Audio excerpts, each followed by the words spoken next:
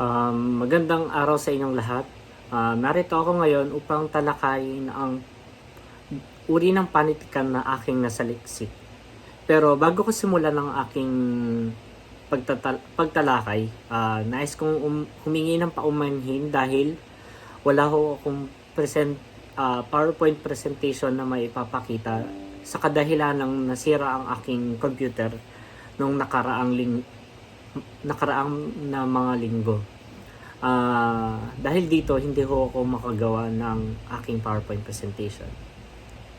Para simulan, ang aking mga napansin sa panitikan ngayon ay ang mga tula sa kasalukuyan ay naglalaman ng mabibigat na pagpapahayag ng damdamin ng mga tao.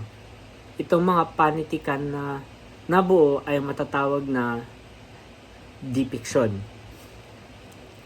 Sapagkat naglalahad o nagsasalaysay ng katotohanan ang mga panitikan na ito.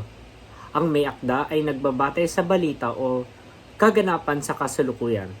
Pilipilit nitong maging tumpak ang mga detalye. Maaaring maglaman ito ng kanilang mga tuwirang panunuligsa sa mga tiwaling gawain ng mga nanunungkulan o kaya naman pagpuri sa mga nakakagawa ng kabutihan sa bayan. Para mailahad ito sa publiko, maraming paraan ang pwede nilang gamitin para ibahagi ang kanilang damdamin. Nandiyan ang dyaryo, libro, at para naman sa mga makabagong teknolohiya, gumagamit sila ng telebisyon, radyo o kaya ang social media.